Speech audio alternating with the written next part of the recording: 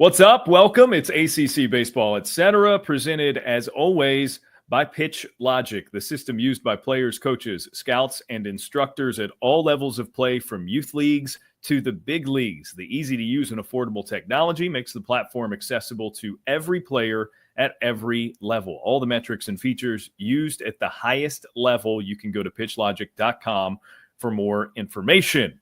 I'm Darren Vaught. This is edition 3 of our preseasoning conversations with all 16 head coaches across the ACC. And today I have the pleasure of being joined by the second-year head coach of the Boston College baseball program, Todd Interdonato. Todd, hope you're doing well. It's great to see you. I love this time of year because I get to see everybody again for the first time in a while. Everybody's kind of had the holiday breaks. I hope the off-season treated you well and that you're ramped up and ready to go for year 2 here with BC. Absolutely. I was on a Zoom call yesterday, do some things with some other head coaches, and we were like all taking the temperature of like where everybody is, right? Like all the way dialed back in, still with the holiday hangover, like, and everybody was like every spectrum in between. So it's just interesting this time of year, like how people come out of it, but it's here, man. Yeah. Sooner than later, we will be playing games, and then it'll be on, right? You're entering year 2 as the head coach of that BC program, and I think this is relatable. Just in anything that I do, for instance, I think of the differences between year 1 and year 2. For instance, this is year 2, the beginning of season number 2.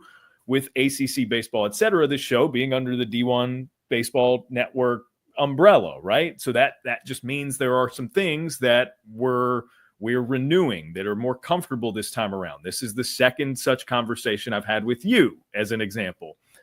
Any other job that I do, I do the play-by-play, and it's kind of season to season, right? So first season with a certain team or network or whatever, there's some growth and you get used to some things entering year 2. You get what I'm getting at. What at this point in the year for you is different or maybe more comfortable entering this second season compared to what it was, which I imagine was somewhat frantic entering year number 1 last year? Well, the short answer is yes. Significantly more comfortable. I think there's a few factors that go along with it. Number one, I don't really know if this was the last job to be filled 2 summers ago. It felt like it, right? I remember being at our house in South Carolina and feeling like the hiring cycle was completed. I remember sitting on my back porch at our house in South Carolina thinking, okay, like it's done and we're going to coach at Wofford for another year. And then all of a sudden this happened. So again, maybe there was another one after that, whatever, but that was how it felt. The second thing is, I was at one place for 18 years, right? Like I'm not used to this. Like I don't do this. Like I don't bounce, right? Like this was my first new job in almost 2 decades. So that's, I think those 2 factors. And I know last year when we were during this week, because this is our last week before our players return to campus, right? Convention just finished. You have like this kind of this middle ground week, and then all the players come back this weekend and classes start on Monday. I remember at this week last year thinking, I can't believe they're coming back. Like this is like, I still feel rushed. I still feel like I'm not far enough ahead. This year, I feel like we're ready. We got our game plan. We know what we're doing. We're just like you said, a little more used to the cadence, a little more used to the cycle. And yeah, certainly feels a lot different this time around. But, hopefully that translates onto the field for sure. Yeah. With on the field in mind, and maybe there's some off the field incorporated in this answer as well. What was your general feeling about how year number 1 went? If you would have asked me before our last 4 weeks of the year, I would tell you that we were doing a pretty good job, right? We were battling a lot of things and we were surviving, and, we were kind of grinding through it and had a good weekend at Georgia Tech, and then, won a game at home against Florida State, won a game at home against Wake, who obviously, were tremendous teams, and, really felt like we'd put ourselves in a position, to make a run over the last month and make a postseason. And it just went, I mean, it was awful. It was horrendous. And, we had some 1-run losses. We had some backbreakers. I can think of a handful of plays that really just swung it in those last 4 weeks of the year, whereas, I mean, it was as challenging and as taxing and as exhausting as any stretch in my coaching career. And I think as we went through that, I know as we were going through it, I was thinking about all the things that where we were, what happened, and then, what can you control? What can you adjust, right? Like I feel like there's never been 2 years in a row in my entire life that we did everything exactly the same the next year as we did the previous. So that was where I spent a lot of my time this summer, was trying to figure out what needed to adjust, what was going well early on, what did we do well to get us in that position to make a run to the postseason? And then what do we need to do better, to make sure we finish that run off at the end of the year over the last month. Yeah. Yeah. As I look ahead to this coming season, I'm reminded that you had kind of a luxury entering your first year with BC in that you had a lot of guys stay. I don't know, especially for it to be as late, in the cycle as it was, and it felt like for you. I don't know that there are many coaching changes within a program that retain the type of talent that you guys did. That's not to say that you didn't have to scramble to fill some voids here and there. But a lot of that talent in certain areas is coming back this season. I mean, you've got your entire infield back. Is that right? Yeah. Yeah, Darren, I think, let me speak on the retention, for a little bit. And when I got here, when we were putting our staff together, you just felt like there was a mass exodus coming, right? That's what happens now, right? It is fortunate or unfortunate as that is, you just felt like that was coming, and it just didn't, right? And then I remember talking to a coaching friend of mine, and I said, well, maybe it's coming in the summer of 24, right? Maybe it was a late cycle, and, we'll all have a year together, and, the mass exodus will come in the summer of 24. And that didn't happen either. So, really I've been, at this point now, I understand. I always knew the power of this institution, right? I always knew the power of Boston College. I have now felt it for a year and a half, right? And there's a big difference between knowing something and feeling something. And I have felt the power of this institution over the last year and a half. And it was one of the main things that attracted my family and I to move here, was the power of this institution. And I think when you talk about the retention going into the 24 season and now the retention going into the 25 season, I think we all need to take a step back and realize how much people believe in Boston College, how much our guys enjoy going to school here, how much our guys feel connected to the community, to the institution, to the people who are here, because this is a really special place. And I think the retention through a coaching change, I think, is the biggest indication of that. Yeah. And again, to your point, your job, especially in a transition, is as tough as it's ever been, but because of the ability, the freedom of movement for players.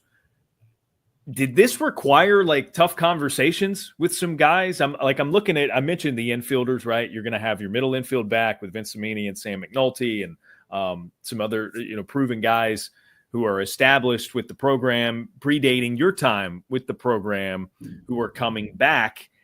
Is there even a single instance of you got to have a tough conversation with a guy, or just a real conversation with a guy about you got to do what's best for you? But if BC's the fit still, then we're here. Yes. And I almost feel like you've been in this building, right? Because that's the conversation that we've had countless times, right? And, the main one that happened in the summer of 23 was John West, right? John was in the portal when I got here. And when I got here, I had, a lot of different opinions that were being thrown at me. You should do this. You should do that. You should say this, you should say that. And I remember thinking to myself, why don't I just listen to him first? right? Like, why don't I just, instead of coming in with this agenda or this script of what I want to say to a kid that I don't know, maybe I should just listen to him. And when John and I sat down, I've said this repeatedly, John sat down, and in the first 10 seconds of that conversation, I knew he wasn't leaving, because he just spoke about the power of the institution, how much he loved it here, and those type of things. And this last summer, we had some guys that could have gone, right? Let's call a spade a spade. Like, we have some guys that could have gone. And I had a lot of those conversations. Hey, what do you want to do? How do you want to do this? Like, you've been around us for a year. Like, our coaching style, what we value. Like, what do you want to do? And so many of those, every single one of those guys were like, I'm not going anywhere. Like, what are you, crazy?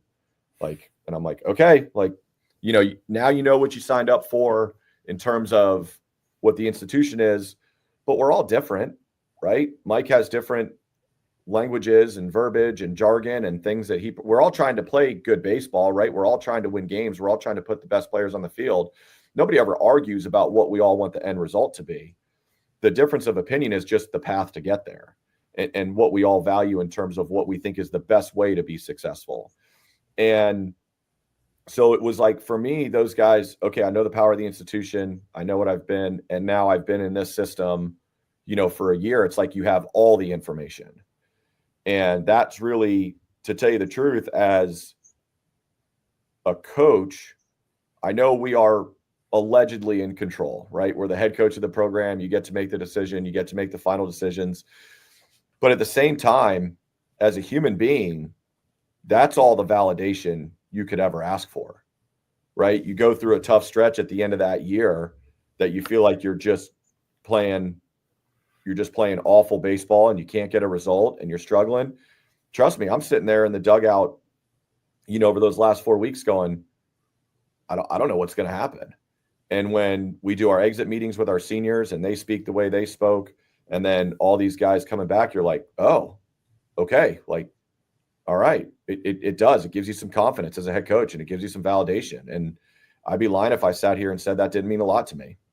Yeah. Yeah, no doubt. Let's get into it a little bit with this coming edition of the Eagles. I mentioned the infield. I mentioned the guys up the middle. Nick Wang and Patrick Roche are back.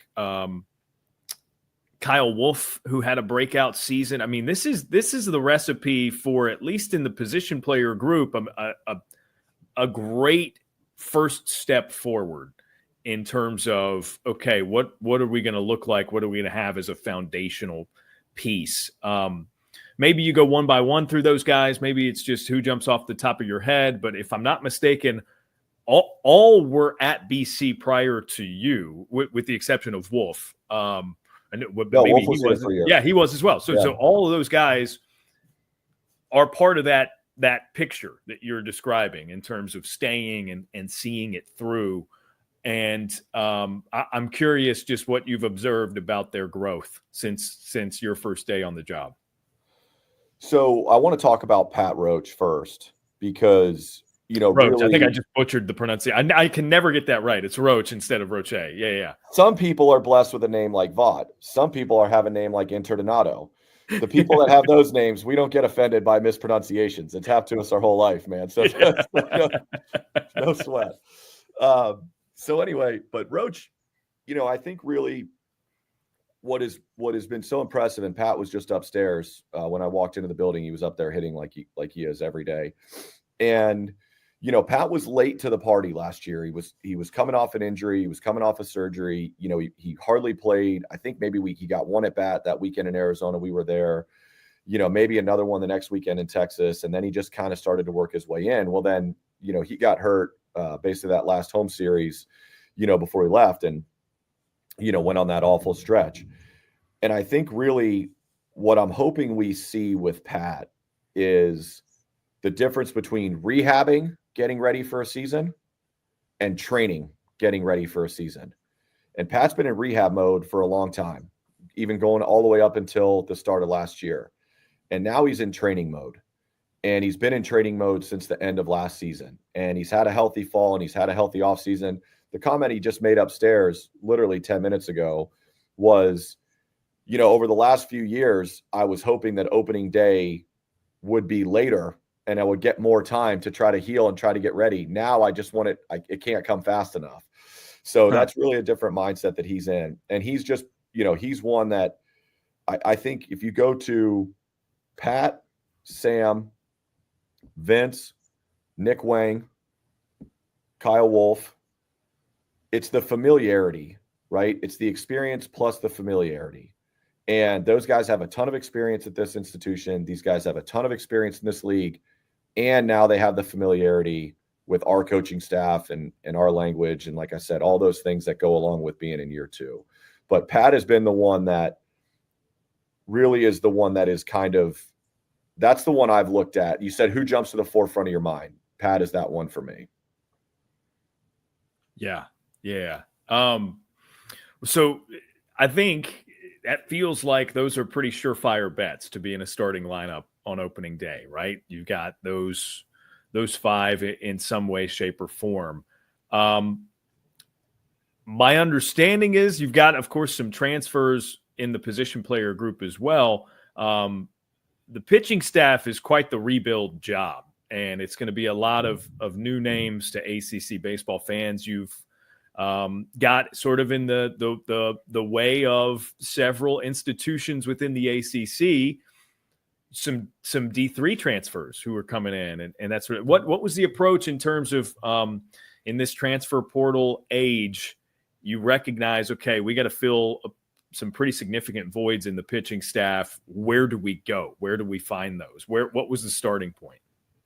So when we got done at the end of the year, we knew we were looking for a couple pieces in the portal on the position player side, a catcher and a couple outfielders, right? Because Darren, you just mentioned all those infielders, right? We felt good about our returning infield, but we had, Barry Walsh, it was basically either hurt or played hurt the entire year last year, but we still lost him. Cam Leary. So we knew those were two big holes that we needed to fill. So that was an outfielder, and then losing Parker Landwehr, and, wanted to at least bring in one catcher in the transfer portal, even though we knew we had some first year guys coming in.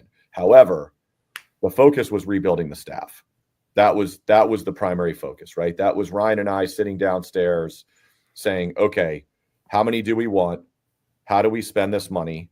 What do we value? What do we go get? What are we looking for? And at that point, we weren't sure what the market was going to look like for Boston College, right? We weren't sure what that was going to do. Were we going to get, the local guys that were D3 and, Patriot League and Ivy League transfers? Were we going to get the mid-major guys from, this same area? Were we going to get, other Power 4 guys that were looking for a fresh start? Like what was it going to look like? And, we had a few guiding principles that we really stuck to.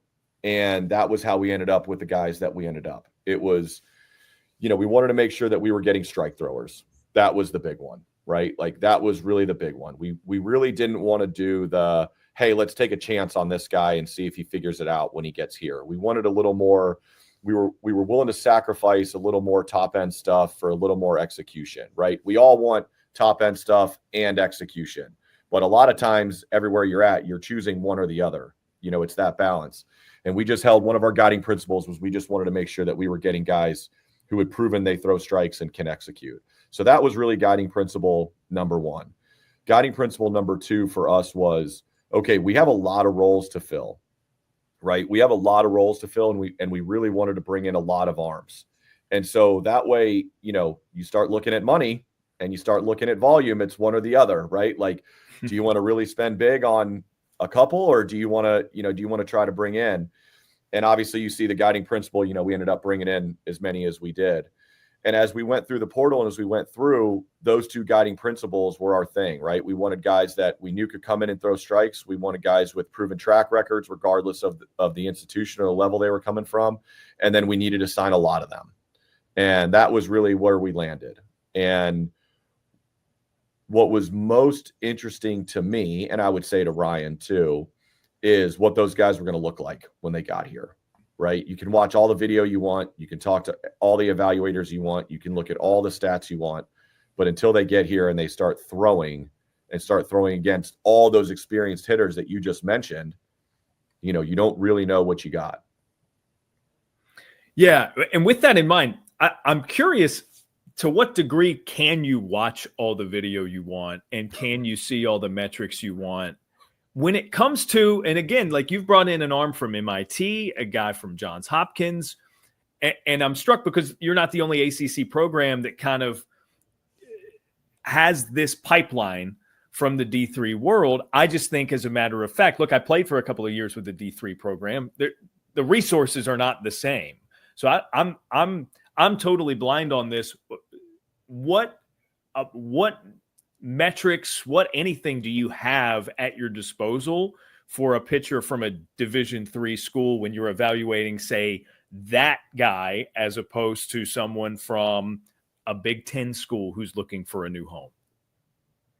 Yeah, great question, right? And I think that the simple answer is, how much are you willing to piecemeal it together, right? How much are you willing to piecemeal? How much are you willing to build the jigsaw puzzle, right? The guy that comes from a Division III school that maybe doesn't have the resources or the tech, that jigsaw puzzle is going to create a lot of pieces, right? You go get somebody from another Power 4 school, the Big Ten, whatever it may be, Big 12, wherever.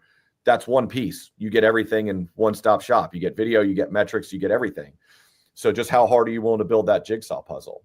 And so for us, it's, a lot of these guys, that have, the ambition to play at the next level, which all these guys do, they are in facilities, they train, they have tech when they go back home. So now you're looking at, okay, the video from, I was looking at video of guys from high school just to get a sense of, these guys that are grad transfers, like finding their perfect game high school video just to get a sense of their delivery, if there was a clearer shot, and then compare that with, what we were able to find. And then you compare that with stats that you can look up, and then compare that with TrackMan data or any other data that you can get from a facility. And you just start piecemealing it together. And I think as long as you have those guiding principles to fall back on, that's really where, we were able to decipher and determine, what we wanted to go after. Yeah. Yeah. It makes sense too, aside from maybe the baseball philosophy piece of it that inclines you to go after strike throwers.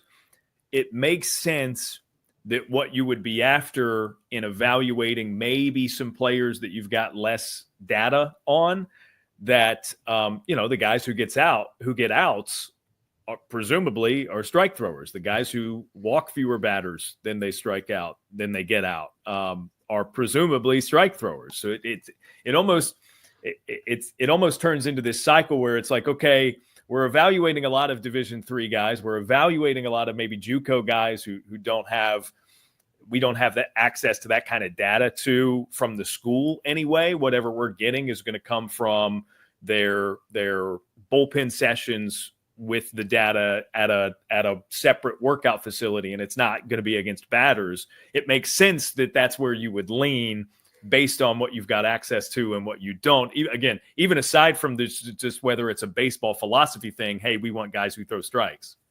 Yeah, you nailed it, right? And you're just, again, how hard are you willing to work to find the information that you feel like you need to make a decision? And, I will tell you that June in this building was tense. It was tense. June in this building was really tense. And there was a lot of conversations of, I can't find that. Find it. I don't know where to find it. Find it. So that was, how hard are you willing to work? And, how much digging are you willing to do? I love it. You guys turn into investigators as much as you are baseball coaches that time of year. That's great. For sure. Well, walk me through some of the names that, as we familiarize ACC baseball fans with this new look pitching staff for Boston College, walk me through some names that you guys have been impressed with thus far, and to whatever degree you can go ahead and fill in a weekend rotation or a bullpen. What does that look like? Okay, so I'll start with the transfers, and normally I have my roster sitting in front of me just to make sure I don't miss somebody, but I hopefully I've got them all. So JD Ogden from Columbia, left-handed pitcher, grad transfer from there. Carl Meyer, grad transfer from MIT. Pete Schaefer, grad transfer from Johns Hopkins. Alex Bryant, grad transfer from Holy Cross. John Kwiatkowski, undergrad transfer from Manhattan. Matthew Spada, undergrad transfer from Wesleyan, and Dylan Hawanitz, grad transfer from Westchester. I believe that's the arms. Did I name everyone? I think I've got them. I think so. Yeah, I'm not sure you missed anybody in terms of the transfers anyway. Yeah. Yeah, the transfers. So I think what's interesting about those guys is how they profile from where they were to where they are here, right? JD Ogden is a guy that we did take a chance on. High-end stuff, lower execution, left-handed, can run it up to 95. But his walk strikeout ratio in the Ivy League has been pretty poor since he's been here. So that was really our one, okay, let's take a shot. Let's see if we can get this guy in the zone. Let's see if we can develop him. Let's see if we can do that. And then you look at somebody like Carl Meyer, and these guys are in no particular order, right? You look at somebody like Carl Meyer, who pretty much started his whole career at MIT and threw a boatload of innings. Pete Schaefer hasn't thrown it a couple years, but was, a starter for them. Alex Bryant starting for Holy Cross. But then Matthew Spada pitching out of the pen, Kwiatkowski kind of a swingman out of the, for Manhattan, and then Dylan Hawanitz, who was essentially just closing and finishing for Westchester.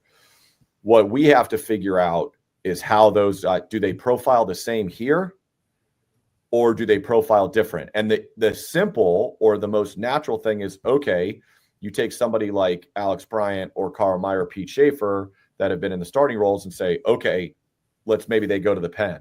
But it could be the opposite as well, too, right? Like you take somebody like Matthew Spada, who's thrown out of the pen for Wesleyan for his last 2 years, and you say, look, like we just want to start another lefty.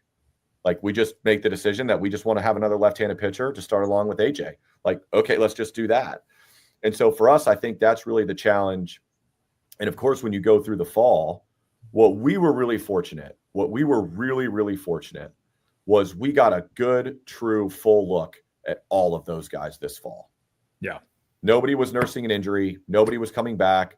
Nobody was shut down early. Nobody missed any time. It was, you had a full look at every single one of those guys. Whereas, especially a couple of those guys threw over the summer. And so, trying to manage that and thread that needle of like, okay, we got to see enough of you to make sure that we can profile you correctly and put you in the correct roles. But at the same time, we got to make sure that you are still increasing when we get to the middle of February. So we were really fortunate there. And that's really going to be the challenge of how we use those guys blended in with the returners that we have. Yeah, for sure. And you mentioned AJ Colarusso. That's a huge returner for you guys. I had forgotten, until I was reading the fall report that Joey Ryan's going to be back after missing. I mean, that's a big piece that, again, I had kind of just like, not that I forgot about him. Had you mentioned him, I'd be like, man, great arm at BC, but it kind of, he got off my radar last year because he was missing for injury, but that's massive for you guys to have him back and healthy. Well, I think you look at the way Eric Schroeder threw last year, late reliever roles, and Schroeder was, 2 good, 1 awful, 3 good, 1 awful. Well, maybe that's because we were missing Joe Rye, right? Maybe that's because, the task was, we were asking Eric, to kind of pitch outside his comfort zone. And that's our job. You hear it a million times. Our job to set him up to be successful, right? I would say the same thing about AJ, right? Maybe we were asking AJ to go too deep into games, right? John was a 7, 8, 100, 120 pitch guy in this league, which, I mean, those things are so rare. And, for us, that was the whole thing. Darren, you go back to your comment you made 10 minutes ago, what was the thought going into the offseason rebuilding the staff was we needed a lot of them because we wanted to be able to ask Eric Schroeder to pitch lights out, full effort in a 2-inning stint to finish a game. And then maybe he doesn't pitch for another day or 2 days or 3 days, right? Maybe we can tell AJ, hey man, just go give us your best for 4 or 5. And then we can pass it off. That was the whole thing of when we went back and looked, and you really start chipping into why did Schroeder pitch the ERA he pitched? Why did AJ pitch the ERA he pitched? Right? Why did Evan Moore, who was really good for us in stretches, like why were these guys pitching? Why was their performance worse than we feel like they are in terms of a talent and execution standpoint? And really, when we chipped it down, it was because we were not putting them in the best position to succeed, and we were not getting them out on positives. And we felt like that was, in order to do that, we wanted to really go get some depth, and we wanted a lot of options, and we wanted a lot of pieces. I love the way you guys as a staff approach these things. I said something to the effect after we talked for the first time last year. Just it's process oriented. It's very. I'm a bit of a nerd, so like it's got some math to it, right? You approach it like it's an equation. It's like, okay, why did these guys not pitch the way that we know they're capable of? And it's like, okay, well, maybe we went a little over on the innings or the number of pitches, or maybe we're under on some guys who could go more. I like the way you guys approach it, because not that it's robotic and you're all robots, because there's a human side of it too, right? I mean, you're an amateur psychologist as well, because you're trying to deal with managing people and players, like we talked about earlier, with trying to get young guys to figure out what the best decision is for them to stay or go or what have you. It's a good balance that I think you guys approach it with, and my hope is that it bodes well going forward for the program and for your success there. So it's just, man, I love talking to you about this stuff. I could do it forever. But I'll end on this, Todd. What else excites you about this team headed into 2025?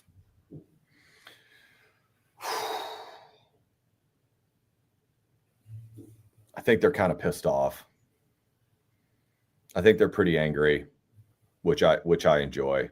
Because I was too, right? Sure. I was too. Like, let's call a spade, man. I mean, you sit in a dugout and you try to keep your wits, and I'm an emotional dude, man. I am. Like, I'm an emotional guy, and a lot of times early in my head coaching career, I was trying to be like other people, and I just realized that you just have to be yourself, because you can't be authentic and you can't connect with guys when you're trying to be somebody else.